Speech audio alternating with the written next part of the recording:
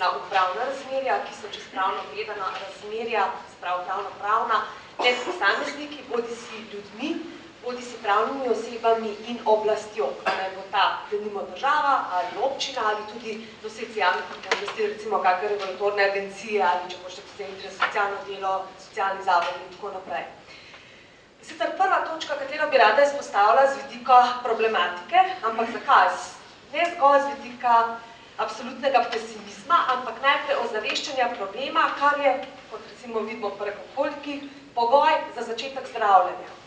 In sicer prvi tak problem, ki ga vidim, če rečem na individualni ravni, ampak sistemski, je na nivoju posamičnih postopkov, če hočete, oziroma posamičnih zadev na zelo različnih vsebinskih področjih, ko uprava danes velikokrat sploh ne odloča. Se pravi, to je postala oblika izmikanja ali pa izogibanja odgovornosti za voljo različnih, če tako rečem, negativnih izkušenj v preteklosti. Pričemer pa moramo povedati, da obstaja celo v pravu, ne zgolj, če hočete filozofsko, sociološko, politološko, neka pravica, ki se ji že čisto konkretno reče pravica do dobre uprave. In ta pravica je med drugim konkretizirana v enem čisto natančno določenem členu, še celo več podpravic je izoblikovanih iz nje, v konkretno listini o temeljnih pravicah Evropske unije. No in tudi nekaj ustav držav, kot so recimo Finska, celo Romunija, ima to pravico do dobre uprave opredeljeno tudi na normativni ravni in tudi ustava, čeprav je prej dr. Pavškova omenila omejitve, neposrednega uveljavljanja pravic zgolj na temelju ustave je pravni vir. In je mogoče in celo zahtevano, še zlasti od sodnikov, da odločajo predvsem in zlasti na podlagi ustave, če so nižji akti v nasprotju s tem. No in ta pravica do dobre uprave terja predvsem dvoje. Prvič, da upravni organ ne deluje kljub vezanosti na zakon, to je vidika načela delitve oblasti in vezanosti izvršilne veje oblasti, kamor sodi uprava na zakonodajno, vendarle ustvarjalni moment, ker sicer sploh ne bi rabili upravnih postopkov upravnih delavcev, uradnikov, ampak bi ne vem, neke fiksne okoliščine vnesli v računalnik in ta bi klunil enoznačno odločitev. Tako preprosto ni, se pravi, tudi na ravni individualne aplikacije splošnih pravil na konkretni primer, je dobršen del ustvarjalnosti in mora biti, s tem pa vrednotnega presojanja in tudi čist subjektivne odgovornosti. Tako, za služko mimogrede za dobre odločitve, kot sankcij v takem ali drugačnem smislu za slabe oziroma zlasti malomarne in naklepno nepravilne odločitve. Drugo, kar je pa pomembno z vidika pravice do dobre uprave, pa je, da upravni organi in konkretni uradniki rešujejo celovit življenjski problem, se pravi, da so odzivni, oziroma tako kot pravi najbolj pogosto uporabljena angleška beseda za odgovornost, responsibility je njen koren v besedi response, torej odzovi se, reši, ne pa birokratsko, pa kot rečeno samo delček postopka formalistično ali parcialno urejati. No in konkretno molk organa, kako rečemo v pravu, se pravi nespoštovanje predpisanih rokov, torej bistvene zamude ali še sploh nikakršne odločitve, je tudi primerjalno gledano, lansko leto smo namreč zaključili eno dvoletno študijo, primerjav med 16 državami članicami EU, se je izkazalo, da je v Sloveniji to definitivno problem številka 1. In če mogoče skušam že kar vas izvati, kaj rečete, na katerih upravnih resorjih, na katerih 3 upravnih področjih imamo v Sloveniji največ težav že z roki, z neodločanjem, sistemskim zamiki. Vas vprašam? Ja. Eno je razpolaganje s prostorom, gradbeno dovoljenje. To je verjetno eden najhujših in tudi na dolgi rok najbolj grozljivih primerov v Sloveniji. Čeprav mimogrede ne samo to, ampak še bolj specifično okoljevarstvena soglasja in dovoljenja so še bistveno bolj problematična kot gradbeno. Ja. Ok, to je eno, še 2. Državljanstvo niti ne, sploh ne področje notranjih zadev, vsaj sistemsko gledano ali pa primerjalno, pa dvoje drugih. Davki. In pa, vsaj meni se zdi čisto sociološko najbolj, kako bi rekla, žalostno, ne najdem druge besede, področje dela, družin in socialnih zadev, kjer so stranke po definiciji nenazadnje tudi čisto družbeno gledano najbolj stigmatizirane in čeprav so že pravno gledane v bilo kjerem upravnem postopku stranke podrejene organu po naravi zadeve, so pa tukaj tudi de facto bistveno šibkejše kot je organ. In tukaj ne gre zgolj, naprimer, za danes že omenjene otroke s posebnimi potrebami, pa ne bodo Romi ali ne, ampak, naprimer, tudi najbolj take preko, ja, čisto preproste situacije, ala, kar se temu reče pravniškem jeziku ZUPJS, uveljavljanje pravic iz javnih sredstev, to je 13 konkretnih pravic tipa subvencije, vrtca, otroški dodatki, denarne socialne pomoči in tako naprej in tako nazaj. Torej, ta molk organa je grozni problem. Zakaj pa ta problem vendarle izpostavljam? Zaradi tega, ker se v zadnjem času, ne vem, mogoče ste brali celo v zadnjem mesecu konkreten predlog združenja, ne vem, kako se točno imenuje, stečajnih dolžnikov, nekaj podobnega, češ, da naj bi uvedli kontraukrep odgovornosti pri molkih organa oziroma pri zamudah in neodločanju tako, da naj bi enostavno se vzpostavila tako imenovana pozitivna fikcija odločitve. Torej, če v nekem roku od zahtevka organ ne odloči, se šteje, da je bila pravica priznana ali pritožba utemeljena. Ali, naprimer, ravno na področju gradbenih dovoljenj, da je nekdo, ki je hotel recimo graditi na, ne vem, Triglavskem narodnem parku ali na kmetijskem zemljišču prvega razreda, pač pridobil gradbeno dovoljenje, sme začeti kopati jamo in zgraditi, vemo, da nepovratno. Ne? No, moram reči, da se, in to mimogrede ne predlagajo zgolj prava neuki, ampak tudi brez da uporabljam imena, ampak celo redni profesori upravnega prava s pravne fakultete. Tisto, kar pa hočem izpostaviti, oziroma kar se mi zdi sporno, pa je, da se ne zavedamo pri takih, ali pa ne zavedajo pri takih predlogih, da je bistvo upravnega postopka oziroma upravnega razmerja soočenje na eni strani pravice oziroma obveznosti stranke, posameznika, posameznega podjetja, na drugi strani pa javne koristi.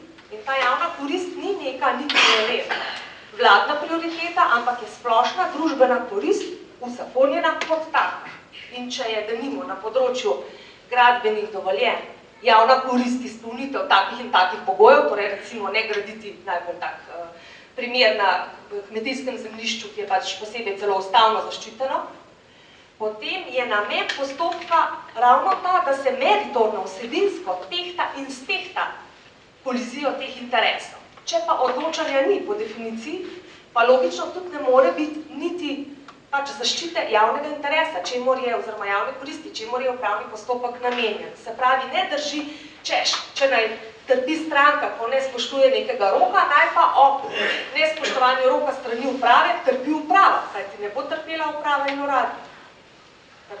Trpeli bomo mi vsi, trpela bo družba, trpeli bodo, ne vem, pač trpelo bo okolje, trpeli bodo otroci v družinah, ko pač ne bo ukrepov, ko gre za dolgoletne zlorabe ali zanemarjanje in podobno. No in v tem kontekstu bi rada posebej izpostavila, da je v lanskem letu, leta 2012, prvič prišlo v sodni praksi do zasuka, v tem smislu, da je Vrhovno sodišče v eni zadevi izdaje gradbenega dovoljenja po eni upravni enoti iz Obale ugotovilo s pravnimi argumenti, da je neupravičena prekinitev postopka, to je na vidiš čisto dolgočasno procesno vprašanje, da vas s tem ne morim, ampak da je neupravičeno zamujanje, ki vodi v konkretnem primeru 3 leta kasnejšo, sicer pozitivno, torej vsebinsko priznano, pravico graditi protipravno strani države. In je konkretnemu investitorju priznalo, ne vem, zdaj kakšen znesek, ampak čisto odškodninsko odgovornost in tega saj po mojem vedenju prej neposredno za organe ni bilo, oziroma je bila sodna praksa celo izrazito rezervirana, češ da tudi, če se je preko pravnih sredstev, torej recimo s pritožbo ali zlasti s tožbo v upravnem sporu ali celo ustavno pritožbo ugotovilo, da so bili akti nižjih upravnih organov nezakoniti, te pač neposredne protipravnosti ni priznavalo. Zdaj, naslednji korak pa je seveda regresijska odgovornost od konkretnega uslužbenca, ki je to zakrivil, kajti konkretna prekinitev postopka v tej zadevi, ki sem jo omenila, konec koncev ni bila narejena zopet z vidika neke abstrakcije države, ampak je upravna enota ta in ta, podpisani Janez ta in ta. Vendar, ko sem spraševala konkretno državno pravobranilstvo, ki bi tukaj pač lahko predstavilo neko prakso, so rekli, da praktično nimajo, kot smo že danes uporabili, besedno zvezo političnega poguma iti v to, čeprav pravne podlage obstajajo. Tako po zakonu o javnih službencih, kot po zakonu o državni upravi in če bi se šlo za inšpektore, še celo direktno po zakonu o inšpekcijskem nadzorstvu. Bi pa želela še nekaj vendarle opozoriti, da moramo paziti, da, kot so že kolegice tudi izpostavile, da ne gremo v drugo skrajnost, torej da vzpostavljamo neko obliko tudi pravne in tudi pač, ne vem, civilne, če ne kazenske odgovornosti v smislu, če po žepu udari najbolj boli, smo bili recimo v Mariboru, če pohecam. Skratka, hočem reči, da treba paziti, da vendarle ne vzpostavimo lova na čarovnice, ker ne nazadnje sicer nihče ne bo upal v službo v upravo ali kandidirati za politične funkcije, kar bi bilo pa kontraproduktivno. No, ampak vendarle, treba je iz responsibility razvijati celo tudi accountability.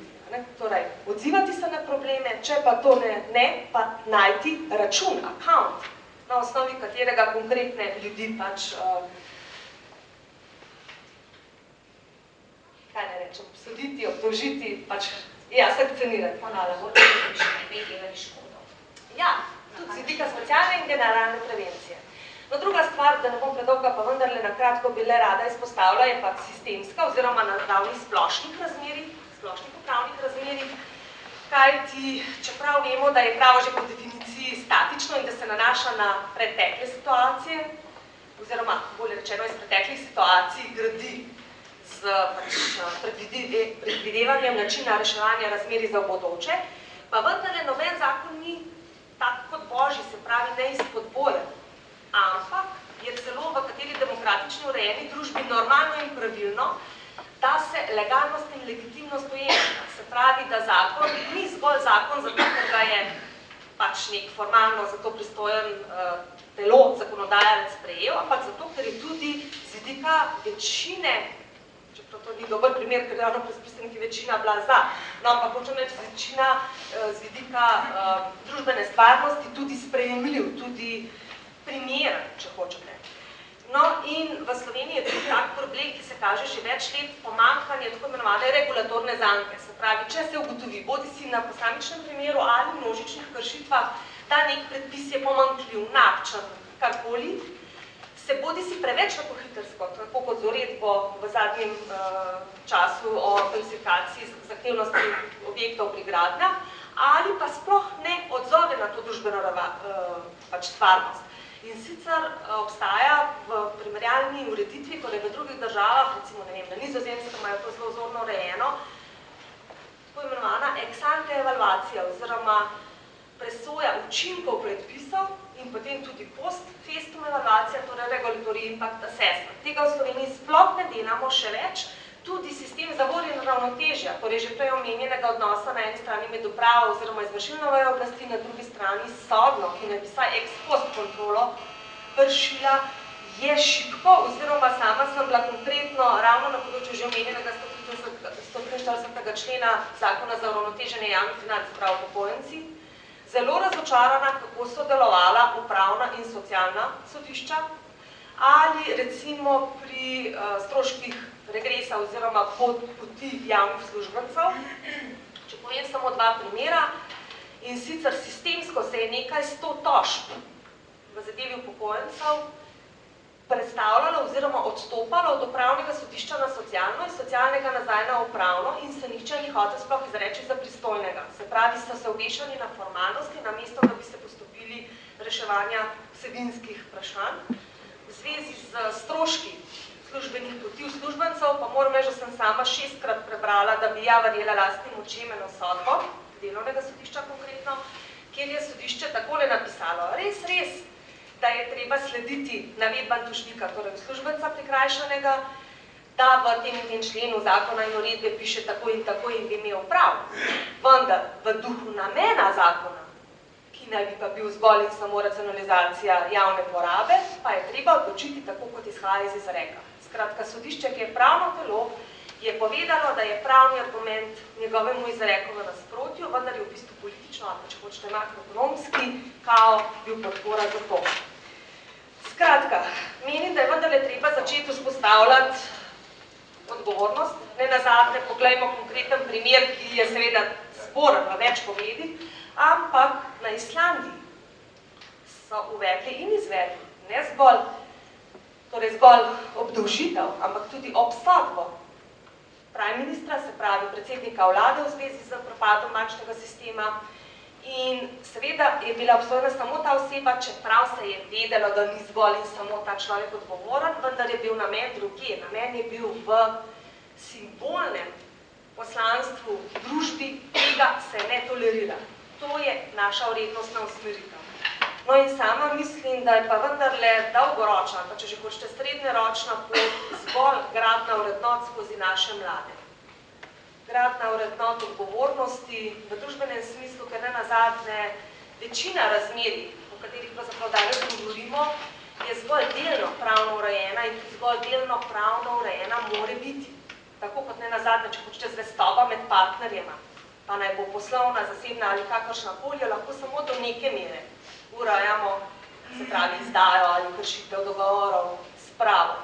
Sicer pa samo z vrednostnim sistemom. Hvala lepa za te uvodne razmisleke. Mogoče bi samo eno podvprašanje za vsako, pa potem predala besedo vam.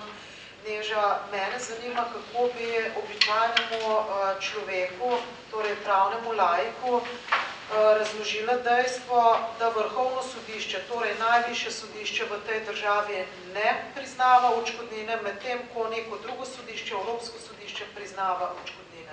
Ljudje enostavno tega ne razumejo.